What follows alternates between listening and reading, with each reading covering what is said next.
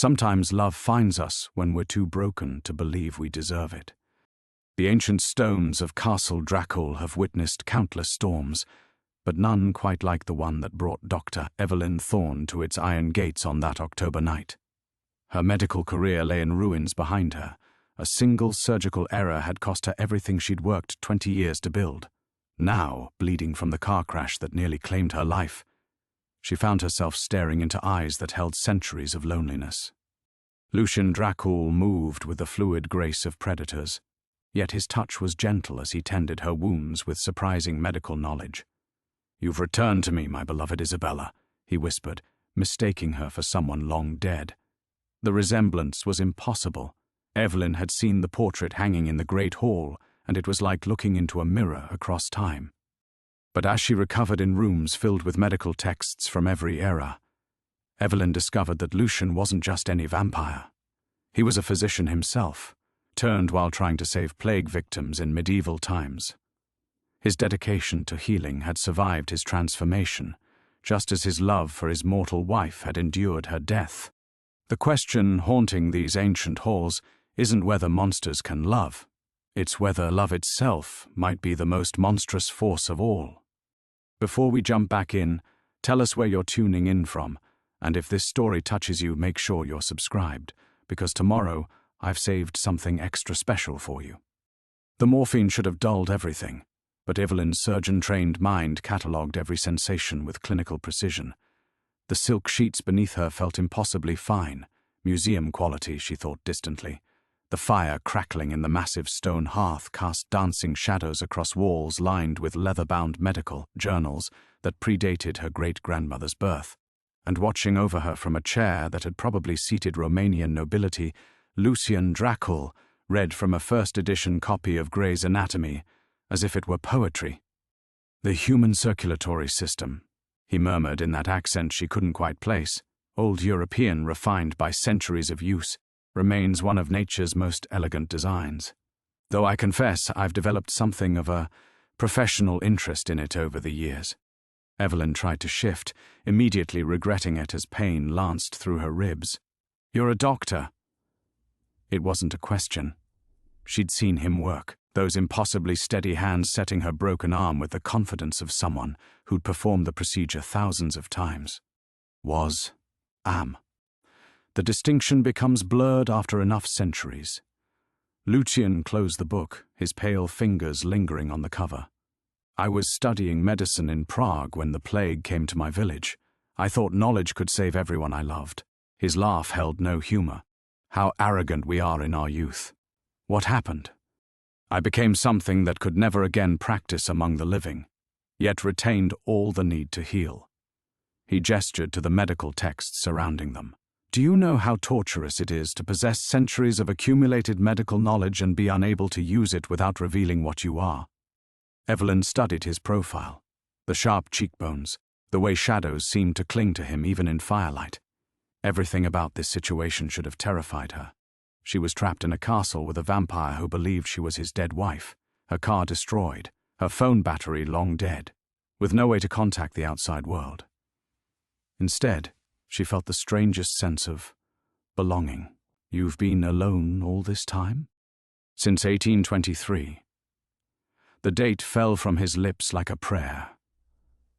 "The cholera took my Isabella, and with her, any desire I had to walk among mortals. These mountains became my sanctuary, my prison." His eyes found hers, and she saw centuries of grief reflected there, until tonight when fate brought my beloved back to me. The rational part of Evelyn's mind screamed warnings. The creature, was clearly suffering from some form of supernatural psychological break. She looked nothing like the woman in the portrait beyond superficial resemblance. Hair color and bone structure didn't make her someone's reincarnated wife. But the traumatized part of her, the part that had watched her surgical career crumble over one fatal mistake, whispered treacherous thoughts. Here was someone who looked at her with reverence instead of condemnation, who called her beloved instead of incompetent, who saw salvation instead of the surgeon who'd nicked an artery and watched a 23-year-old mother bleed out on the table. "Tell me about her," Evelyn heard herself say.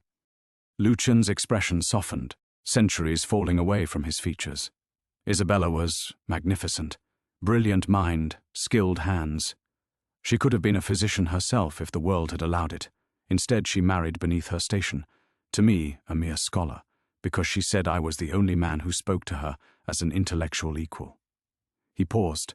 Her family disowned her, called her foolish for choosing love over security. She sounds remarkable. She was. And stubborn. Refused to let me turn her, even when the sickness came. Said she'd rather live one human lifetime with me than eternity wondering if our love was real or just supernatural compulsion. His voice dropped to barely above a whisper. I honored her wishes, watched her die, buried her with these hands. Evelyn's throat constricted. 3 months ago, she'd been Dr. Evelyn Thorne, head of trauma surgery at Massachusetts General. Respected, accomplished. Her life mapped out in 5-year plans and professional achievements. Now she was a medical refugee fleeing to volunteer clinics in Eastern Europe, hoping to disappear from the lawsuits and board reviews that would haunt her forever. And somehow, in this impossible place with this impossible man, she felt more seen than she had in years. Lucian. His name felt strange on her tongue, intimate somehow. I'm not her. Aren't you? He leaned forward, firelight catching the sharp angles of his face. You have her hands. I'd know them anywhere. Her voice when you speak of medicine. The way you calculate risk even through pain. His cold fingers traced the air above her cheek, careful not to touch. You've come back to me, Isabella. Perhaps not in the way I expected, but love finds a way. Outside, wind howled through the mountains like the voices of the dead. Inside, Evelyn closed her eyes and pretended, just for a moment, that she was someone worthy of such devoted love, even if that someone had been buried for 200 years. When Evelyn opened her eyes, dawn light filtered through ancient stained-glass windows, casting jeweled patterns across the stone floor. The fire had burned to embers, and Lucian was gone, vanished as silently as shadow. She might have believed the entire conversation was morphine-induced hallucination, if not for the first edition Gray's Anatomy still resting on the side table, its leather binding worn smooth by centuries of handling. The silence felt profound after months of hospital chaos. No code blue alarms. No residents frantically paging her for consults. No administrative meetings where lawyers spoke in careful euphemisms about acceptable losses and standard of care. Just the whisper of wind through mountain peaks and the distant call of some creature she couldn't identify. She thought of her apartment in Cambridge, sleek, sterile, designed for a life that no longer existed. The walls covered with her diplomas and awards, meaningless now. Medical journals stacked on every surface, because she'd convinced herself that staying current was more important than having friends. The refrigerator containing nothing but energy drinks and takeout containers, because surgery had been her only sustenance. Dr. Sarah Chen, her former colleague and closest thing to a friend, had called 17 times before Evelyn finally answered.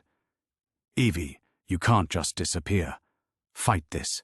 You know the hospital needs a scapegoat for the insurance company, but your surgical record speaks for itself.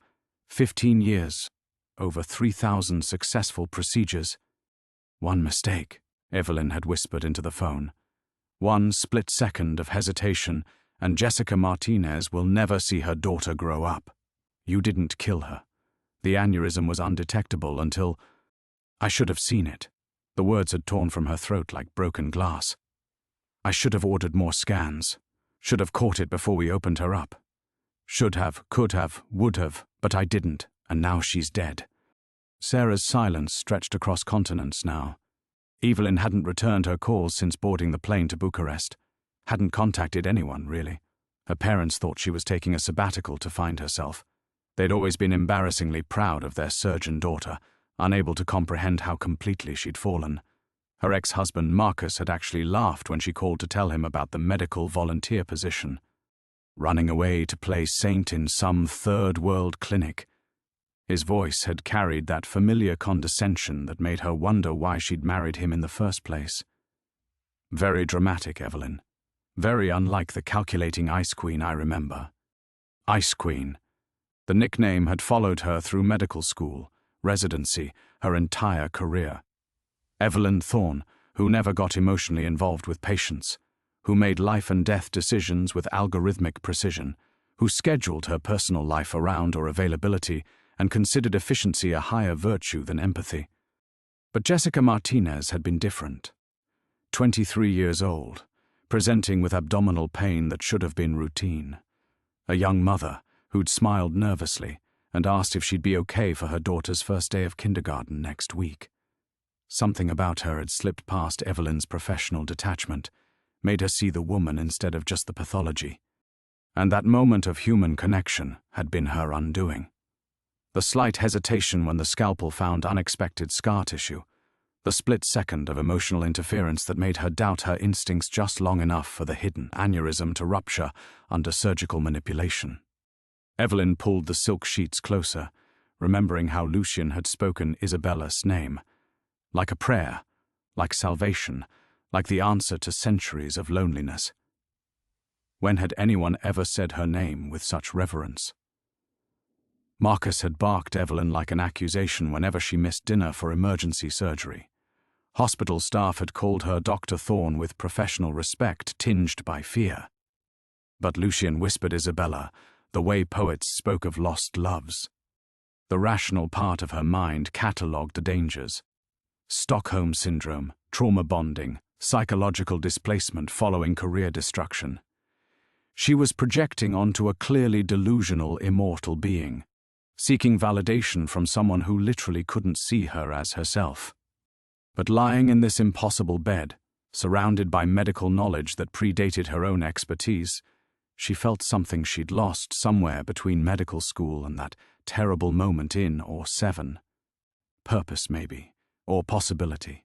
The sense that her hands, Isabella's hands, he'd said, might still be capable of healing instead of destroying. Outside, she could hear movement in the castle's depths. Footsteps that seemed too light for a man his size, too deliberate for someone who breathed. The sounds of someone who'd learned to exist in the spaces between mortal lives. Evelyn closed her eyes and tried to remember the last time someone had looked at her with genuine affection instead of professional obligation or legal calculation. The answer came with uncomfortable clarity, never, which made Lucian's devoted delusion more seductive than any rational woman should allow. When she opened her eyes again, a breakfast tray waited on the table beside her. Fruit, bread, tea that smelled of mountain herbs. No sign of how it had arrived. She was beginning to understand why Isabella might have chosen love over certainty. Evelyn reached for the tea with trembling fingers, marveling at how he'd known she took it without sugar, then froze as her hand brushed against something that hadn't been there moments before. A leather-bound journal, its cover worn smooth as river stone, tied with a faded ribbon that might once have been blue. Her name was written on the cover in flowing script. Not Evelyn, Isabella. The rational part of her mind whispered warnings as she untied the ribbon, but curiosity won.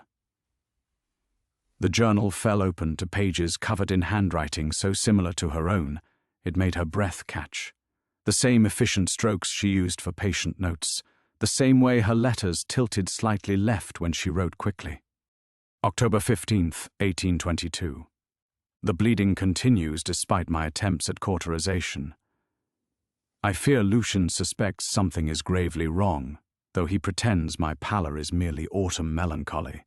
How can I tell him that his beloved wife carries the same sickness that took half the village, that all his medical knowledge cannot save what I've already lost? He speaks of turning me, of sharing his immortal blood, but I cannot bear the thought of loving him through supernatural compulsion. Better to die human and beloved than live forever, wondering if what I feel is real. Evelyn's hands shook as she turned pages, recognizing herself in every line. Not just the handwriting, the clinical observations, the way medical terminology mixed with intimate confession, the fierce independence that chose death over uncertainty. November 2nd, 1822. The coughing brings blood now. Lucian spends his nights reading medical texts by candlelight, searching for cures that don't exist. Yesterday I found him weeping over his anatomy books like they were prayer books. How do I tell him that death is not always the enemy, that sometimes love means letting go? He would follow me into death if he could. This is why I must choose carefully how I leave him. The words hit Evelyn like physical blows. She flipped through more pages, watching her ancestors, for surely that's what Isabella was, handwriting grow weaker, more hurried.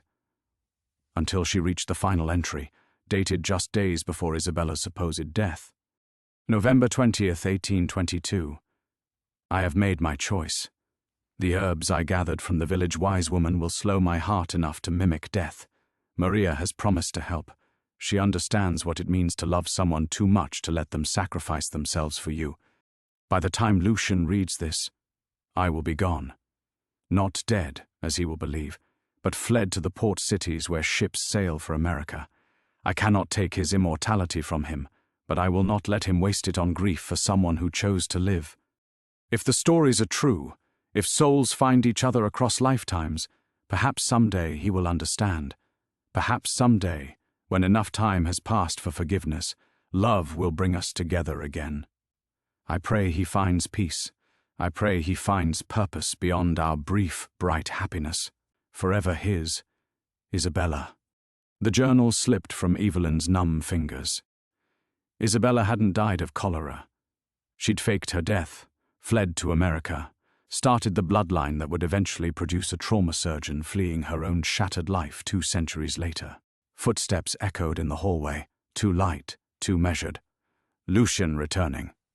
Evelyn's mind raced through impossible calculations. Should she tell him? Should she reveal that his beloved hadn't died but abandoned him? That centuries of grief-stricken isolation had been built on an elaborate lie designed to free him from loving too deeply? The footsteps paused outside her door. Or should she stay silent? Let him continue believing in death and resurrection rather than deception and abandonment. Let him love Isabella's memory through her, give him the reunion. Isabella's diary suggested she'd somehow intended. The door opened silently. Lucian entered carrying fresh bandages and what looked like a bowl of herbal mixture, his dark hair gleaming in the morning light. When he saw her awake, his entire being seemed to brighten. "Good morning, beloved." His voice carried such gentle reverence. "How are you feeling?" Evelyn looked at the journal lying beside her, its pages still open to Isabella's final confession. Then she looked at Lucian, centuries-old creature who'd learned medicine to heal, who'd lived in isolation rather than risk loving and losing again, who'd called her beloved and meant it with every fiber of his immortal soul. Her choice crystallized with surgical precision. She could shatter his centuries of devoted grief with the truth, or she could honor Isabella's final wish, that someday love might bring them together again. But first, she needed to understand something. "Lucian," she said carefully, sliding the journal beneath the silk sheets. "Tell me about the night Isabella died. Tell me exactly what happened." His face transformed, pain and memory warring with something else, something that looked almost like relief at finally being able to speak the words aloud. The truth, Evelyn realized, would change everything for both of them. Lucian set down the bowl and bandages with movements so careful they seemed choreographed, as if the simple act of preparing to tend her wounds required all his supernatural control. The morning light streaming through the stained glass caught the sharp planes of his face, and Evelyn saw something fracture behind his eyes at her question. "You want to know about that night?" His voice dropped to barely above a whisper. "In 200 years, no one has asked me to speak those words aloud." He moved to the window, his back to her, shoulders rigid with centuries of carefully contained grief. November 23rd, 1823. The cholera had been ravaging the villages for weeks, but Isabella seemed better, stronger. She'd been helping me tend the sick despite my protests, insisting her medical knowledge was needed. His laugh held bitter irony. She always was stubborn about using her gifts. Evelyn's chest tightened. Every word confirmed what Isabella's journal had revealed. The elaborate deception, the careful planning, the love so fierce it chose abandonment over destruction. That evening, she complained of fatigue. Nothing unusual. We'd been working day and night with the infected. I carried her to bed, made her tea. His voice caught. She fell asleep in my arms, and I thought, I thought we'd stolen another night from the disease." The weight of Isabella's deception pressed against Evelyn's ribs like broken glass.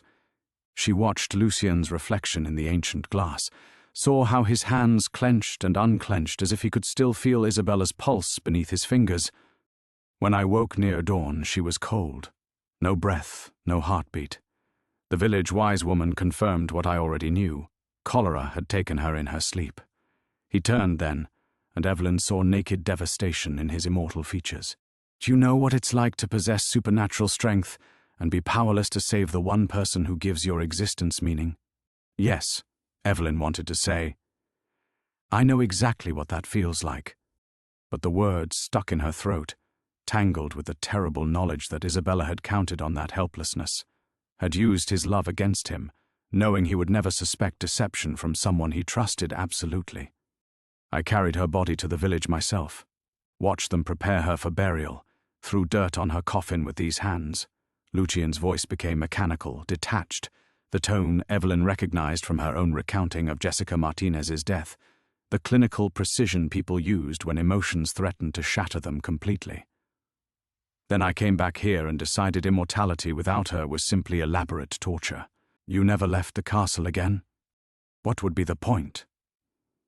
The world continued, medicine advanced, empires fell, but none of it mattered without Isabella to share it with. I became a ghost haunting my own existence. Evelyn felt the truth burning against her tongue like acid. One sentence would end his suffering. She didn't die. She left you. But what kind of cruelty was truth when it destroyed the foundation of someone's entire existence? What kind of healing required inflicting a wound that would never close? She thought of Jessica Martinez's husband, how his face had crumpled when she'd explained the surgical error that killed his wife, how truth sometimes felt less like justice and more like vengeance against the universe's fundamental unfairness. "Lucian," she said carefully, What if Isabella had survived? What if she were somehow alive, but you couldn't be together?" His laugh was sharp as breaking crystal. "Impossible scenarios are torture, beloved. I learned that lesson in the first century of grief." He moved closer to the bed, and she saw how hope and anguish warred in his expression. "But you're here now. Whether through resurrection, reincarnation, or cosmic grace, I don't pretend to understand. You've come back to me. That's all that matters." The certainty in his voice made Evelyn's stomach clench. He'd built 2 centuries of isolation around Isabella's memory, convinced himself that love was worth any price, even eternal solitude. How could she tell him that price had been paid for a lie, that the woman he'd mourned with such devotion had chosen her freedom over his happiness? "What if I'm not who you think I am?"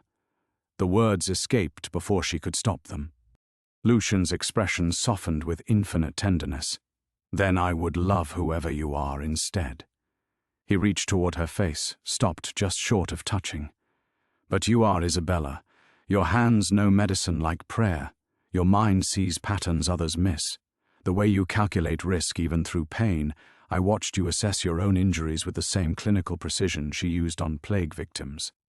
Because they were the same woman, Evelyn realized with growing horror. Not reincarnation, genetics.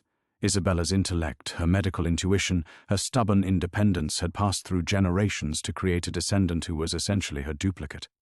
Which meant Lucian was right and wrong simultaneously.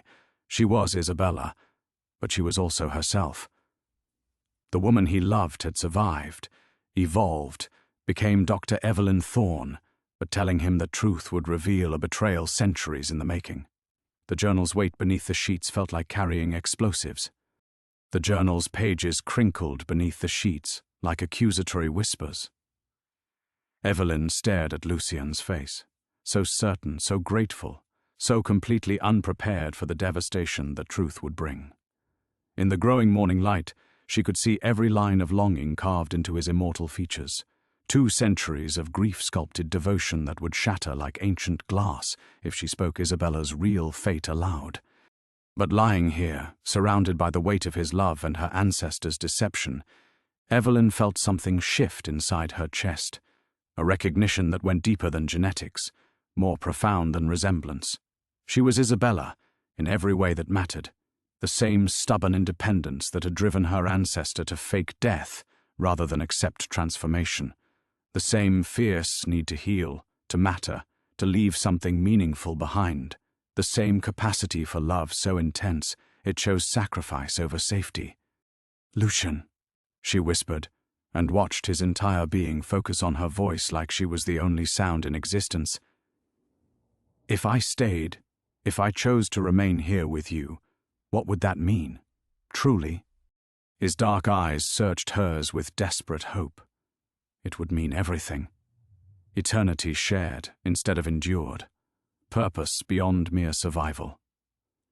He moved closer, his presence filling her awareness like gravity. "It would mean I could offer you immortality, if you wished it.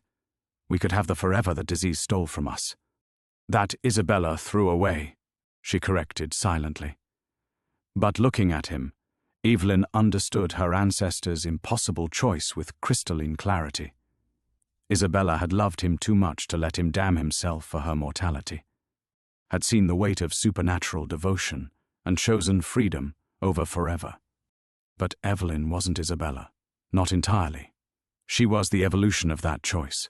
Generations of women who'd lived, loved, lost, survived. Women who'd learned that sometimes love meant staying instead of running. Sometimes healing required accepting wounds that never fully closed.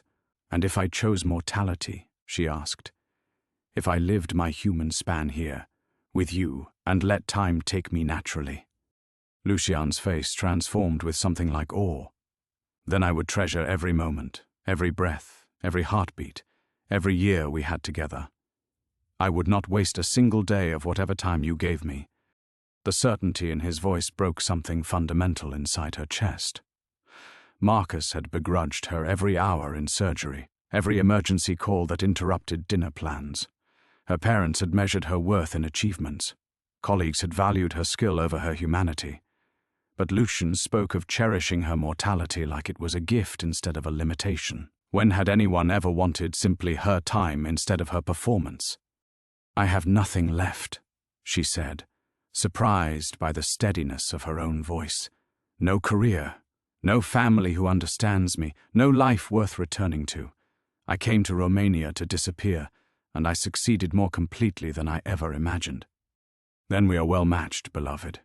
I have everything. Immortality, wealth, knowledge accumulated across centuries, and none of it means anything without someone to share it with." Evelyn felt the last of her resistance crumble like walls built on sand. Isabella had chosen to run toward an uncertain future rather than accept supernatural love. But Evelyn had already run, across an ocean into a storm through her own destruction, and found herself here in the arms of someone who saw her medical mind as prayer instead of cold calculation. Maybe this was Isabella's real plan. Not abandonment, but evolution. Not deception, but preparation. Training generations of women for this moment when love would offer itself again, and one of her descendants would finally be broken enough to accept it.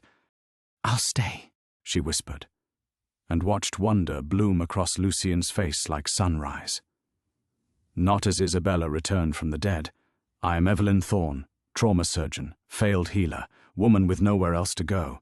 If you can love me as myself, not as her memory, then yes, I'll stay."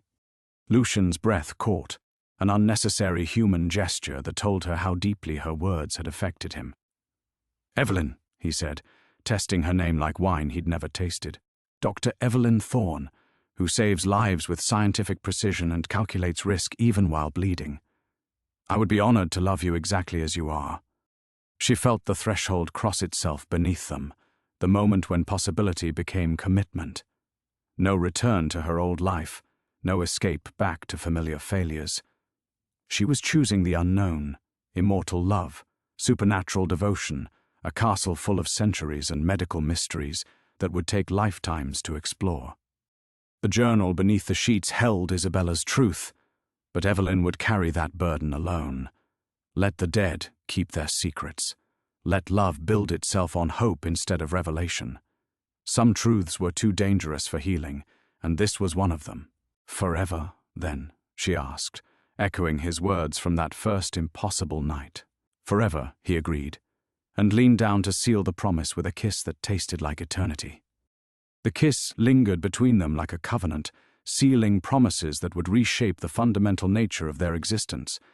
But as Lucian drew back, his expression shifting from wonder to something more calculating, Evelyn realized that choosing forever was only the beginning of understanding what forever actually meant. "There are things you must know," he said, his voice taking on a gravity that made her stomach tighten.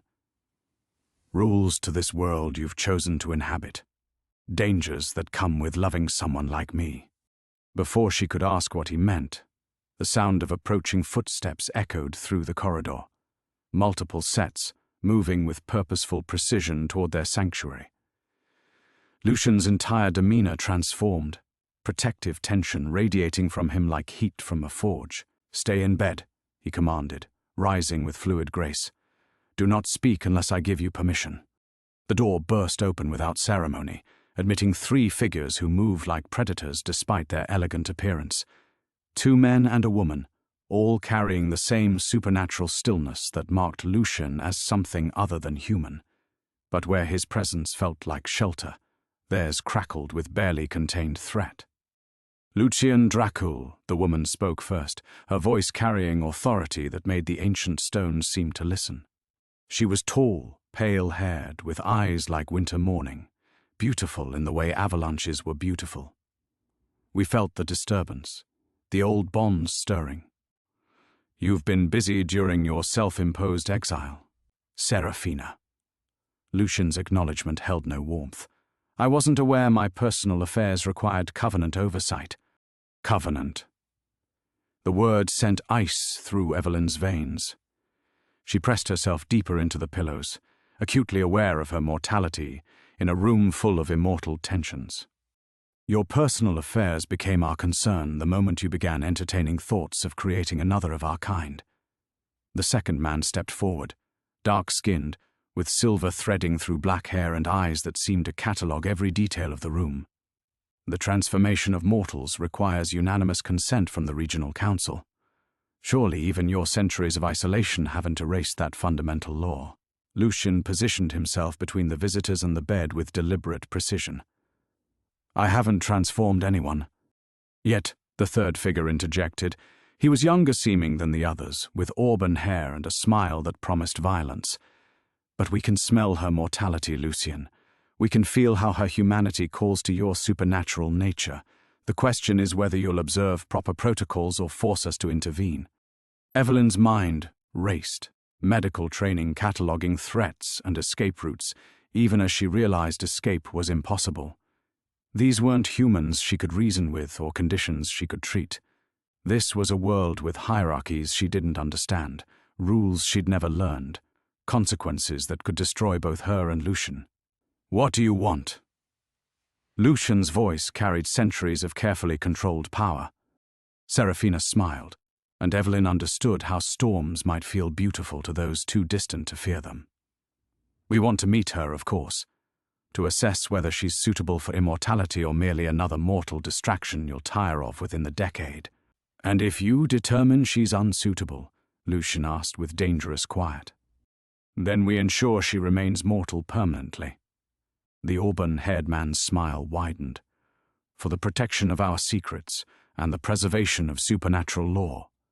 The threat hung in the air like smoke from burning books, knowledge destroyed, possibilities incinerated. Evelyn realized she was holding her breath, waiting for Lucian to object, to protect her, to assert his authority over these creatures who spoke of her life like it was property to be managed. Instead, he stepped aside. "Dr. Evelyn Thorne," he said formally, "may I present the Regional Covenant Council, Serafina of the Northern Houses, Magnus the Historian, and Kieran the Enforcer. They would like to evaluate your potential." The calculated courtesy in his voice told Evelyn everything. He was playing by their rules because defiance would get her killed. This was diplomacy conducted at knife point, survival through strategic submission. Serafina approached the bed with movements like flowing water. Dr. Thorne. How fascinating that Lucian found another physician to warm his bed. Such a specific preference in mortal companions. The casual cruelty in her tone made Evelyn's temper flare despite her fear. "I'm not warming anything. I'm recovering from injuries sustained in an automobile accident." "Spirit," Magnus observed approvingly. "That's encouraging. Transformation requires considerable psychological resilience." "It also requires unanimous council approval," Kieran added, settling into a chair with predatory comfort. "Which means proving you offer value beyond temporary companionship." Evelyn looked at Lucian, saw the tension in his immortal features, and realized their forever had just become contingent on convincing 3 supernatural strangers that her humanity deserved upgrading. The weight of Isabella's journal pressed against her ribs like a secret weapon she couldn't use. Knowledge that could shatter Lucian's credibility with these creatures who clearly valued strength over sentiment. She was on her own, facing the first test of a world where love required political approval. The silence stretched like a blade between them, sharp with unspoken calculations. Evelyn felt the council's collective gaze dissecting her. 3 predators evaluating prey that had somehow earned their apex members' protection. She understood instinctively that everything she said now would determine not just her fate, but Lucian's standing among his own kind. "Value beyond companionship," she repeated Magnus's words carefully, her medical mind automatically cataloguing symptoms of her situation. Elevated heart rate, shallow breathing, hyper-awareness of escape routes that didn't exist. What exactly constitutes value in your assessment? Kieran laughed, a sound like breaking glass. "Direct. I appreciate that. Most mortals spend precious minutes pleading or weeping." His predatory smile widened. "We evaluate contribution potential. What can you offer our kind that justifies the considerable resources immortality requires?" "Resources?" Evelyn felt Lucian tense beside the bed, sensed this was dangerous territory. "The creation of a new vampire destabilizes regional power structures," Serafina explained with academic detachment. "We become responsible for your education, your feeding patterns, your integration into supernatural society. If you prove unsuitable, the Council bears responsibility for any chaos you create." The clinical language couldn't disguise the threat. They were discussing her potential murder with the same dispassionate tone she'd used to explain surgical risks to family members. The parallel made her stomach clench with bitter recognition. "I see." Evelyn forced her voice steady, drawing on years of delivering devastating diagnoses to maintain composure. "So you need to determine whether transforming me serves your interests or threatens them." "Precisely." Magnus stepped closer, his historian's eyes cataloguing details like she was an artifact requiring authentication. "Lucian has described your medical expertise. Impressive credentials, certainly, but hardly unique. We have members who were practicing medicine when bloodletting was considered revolutionary. But none who understand modern trauma surgery," Lucian interjected quietly. "None who've worked with current medical technology, who comprehend contemporary pharmaceutical development." Evelyn felt pieces clicking together in her mind like puzzle fragments finding their proper places. They weren't just evaluating her worthiness, they were negotiating her value as an asset, her knowledge, her skills, her potential contributions to their secretive society. "Modern medicine evolves rapidly," she said, choosing words with surgical precision. "Techniques I mastered 5 years ago are already becoming obsolete. Treatment protocols change based on new research, new understanding of human physiology." She paused, letting the implication settle. An immortal with current medical knowledge could advance supernatural healthcare for centuries. Serafina's eyebrows rose fractionally. "You assume we need healthcare advancement?" "Everyone needs healthcare advancement." Evelyn's professional confidence began overriding her fear. "Immortal doesn't mean invulnerable. Lucian mentioned you can be injured, that healing varies based on wound severity. I imagine you face unique medical challenges, blood incompatibility issues, regeneration complications, perhaps metabolic disorders related to your feeding requirements." The three council members exchanged glances loaded with meaning Evelyn couldn't decipher. Magnus stepped forward, genuine interest replacing calculated assessment. "Continue," he prompted. "In my trauma practice, I developed protocols for treating patients with unusual blood chemistry, drug addicts, people with rare genetic disorders, individuals whose systems didn't respond normally to standard interventions." She felt strength returning to her voice, the familiar confidence of discussing medicine washing away fear. The principles could translate to supernatural physiology with proper adaptation. Theoretical applications Kieran dismissed, but his tone held less hostility than before. No, practical ones. Evelyn sat straighter despite her injuries, physician instincts overriding survival terror. Lucian's healing rate varies based on injury type. I observed that while treating my own wounds. That suggests targeted therapeutic approaches could optimize recovery. Blood compatibility issues could be addressed through careful donor screening. Regeneration complications might respond to specific nutritional supplementation. She was improvising now, building on limited observations and medical intuition, but their attention felt different. Less predatory, more professionally intrigued. Furthermore, she continued, commitment crystallizing as she spoke. My knowledge becomes outdated with each year I remain mortal. Transform me now, I bring current expertise that could serve you for centuries.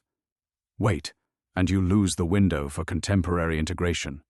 Lucian's expression showed carefully controlled surprise. She was arguing for her own transformation, making the case these creatures expected to hear. But underneath tactical consideration, she felt something deeper shifting. The same passionate engagement that had driven her through medical school, through surgical residency, through the impossible hours of trauma practice. Purpose, direction, the possibility that her skills could matter again. Interesting proposition, Magnus murmured. Though it assumes we're prepared to grant transformation based on potential rather than proven loyalty. Loyalty is earned through trust, not demanded through fear, Evelyn replied, meeting his gaze steadily. Test my medical theories. Let me prove their value before you decide my fate. I'm not asking for guarantees. I'm requesting the opportunity to demonstrate worth. The council fell silent, supernatural minds processing implications at speeds her mortality couldn't match. But in that silence, Evelyn felt the first stirring of hope. She'd found her ground, not as Lucian's rescued beloved, but as Dr. Evelyn Thorne, physician with skills worth preserving. The game was far from over, but at least now she was playing to win. The silence that followed felt like the moment between lightning and thunder, charged with inevitability. Evelyn watched the council members process her proposition, their supernatural minds working at speeds that left her mortal thoughts lagging behind like echoes. But in Magnus's calculating gaze, she recognized something that made her blood turn to ice water. Professional interest sharpening into academic hunger. A practical demonstration, he said slowly, the words falling like stones into still water. Yes, that would be illuminating. Kieran's smile took on a quality that reminded Evelyn of surgical instruments, bright, sharp, designed for cutting. How fortuitous that we have test subjects readily available. What do you mean? Evelyn asked, though some deep instinct was already screaming warnings her rational mind couldn't yet decode. Serafina moved with liquid grace to the chamber door, gesturing to someone waiting in the corridor beyond. We mean that medical expertise requires practical application. Theory without execution is merely educated speculation. Two figures entered the room, and Evelyn's breath caught in her throat. They were vampires like the others, but something was fundamentally wrong. The first, a young woman with dark hair, moved with jerky, uncontrolled motions, her pale skin mottled with what looked like infection patterns spreading along her throat and arms. The second, an older man, clutched his side, where black veins radiated outward from what appeared to be a wound that wouldn't heal. Meet Elena and Dmitri, Magnus said with clinical detachment. Elena attempted feeding from a mortal who'd been treated with experimental pharmaceuticals. The chemical interaction created complications. Dimitri suffered injury from blessed silver 3 months ago. The wound refuses to close properly. The smell hit Evelyn then. Infection, necrosis, the sweet sick odor of tissue dying despite supernatural healing capabilities.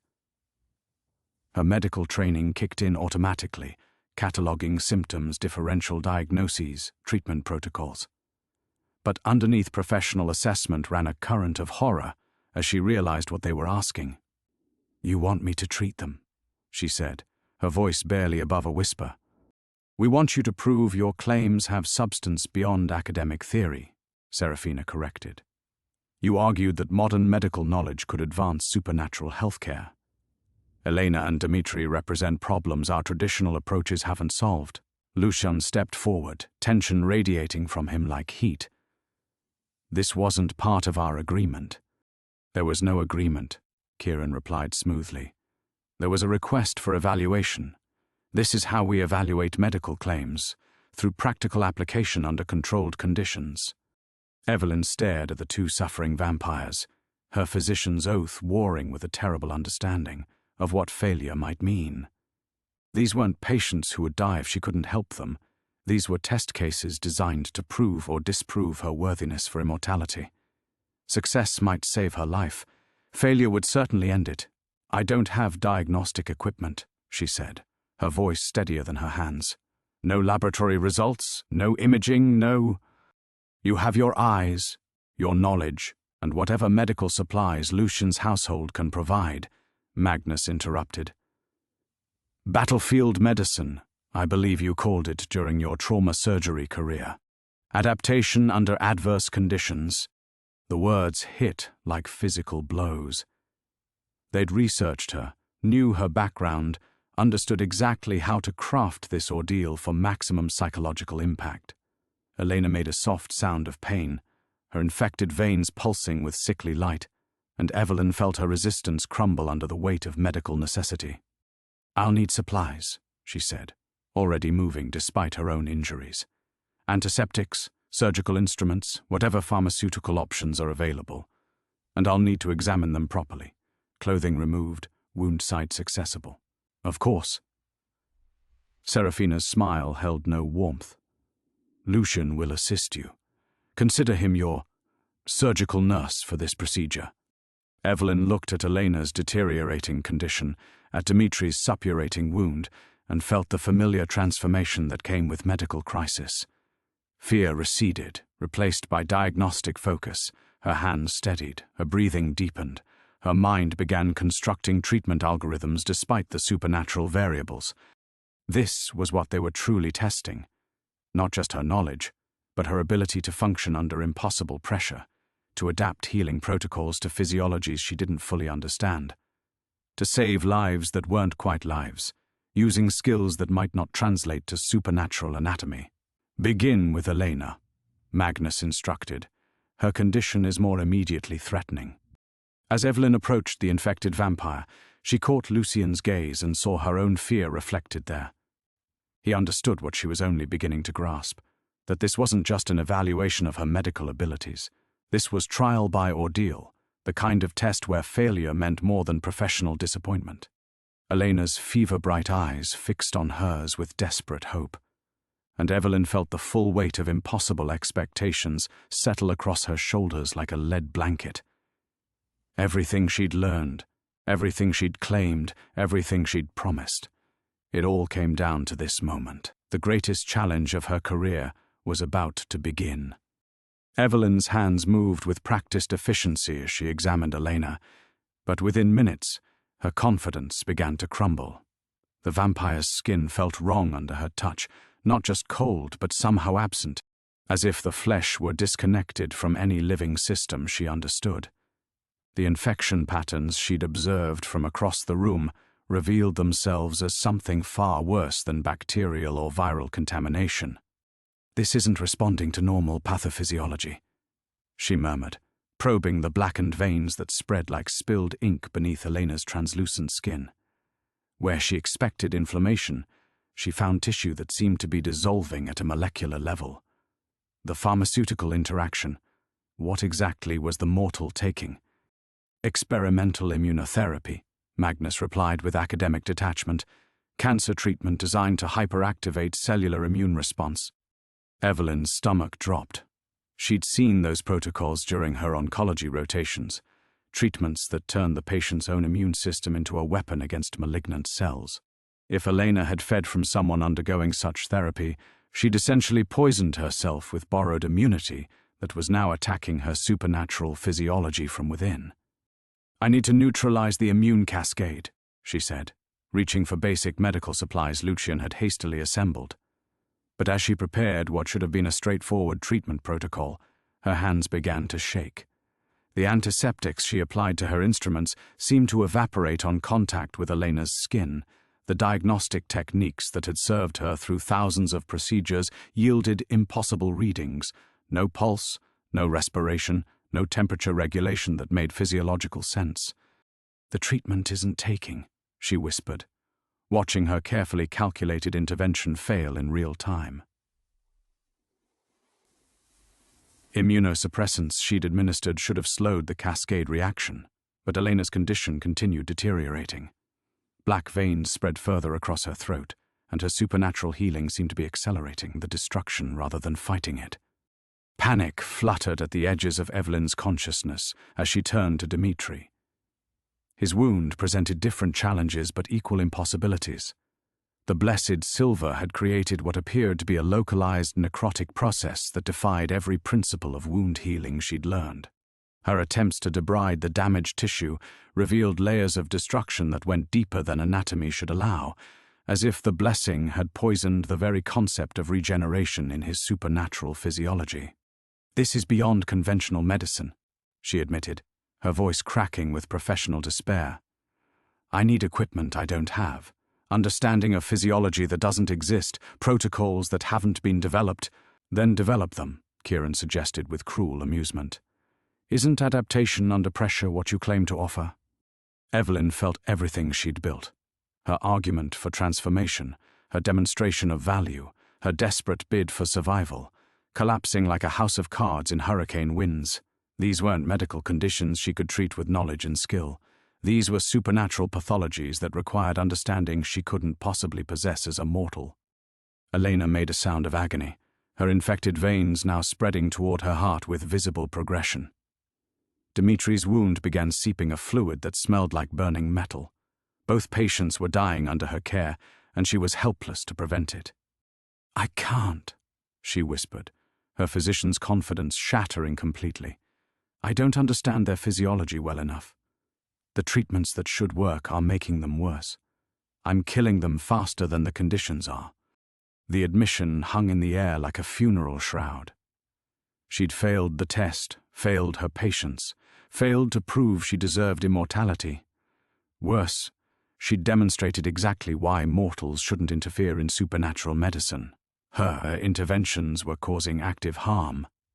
"Interesting," Magnus observed, making notes with clinical detachment. The confidence was impressive, but practical application reveals the fundamental limitations of mortal medical training. Serafina approached the bed where Elena writhed in increasing agony. With casual efficiency that spoke of centuries of experience, she administered something from a small vial that immediately began reversing the infection's progression. The black veins receded, Elena's agonized breathing steadied, and within moments the crisis had passed. "Traditional remedy," she explained to Evelyn's stricken expression. "Distilled moonlight and consecrated salt.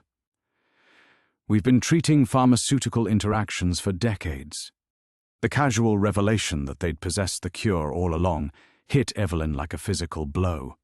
This hadn't been a test of her medical capabilities. It had been a demonstration of her limitations. They'd watched her flounder, struggle, and ultimately fail at treating conditions they could have resolved in minutes. "You never intended for me to succeed," she said, understanding flooding through her with sick certainty.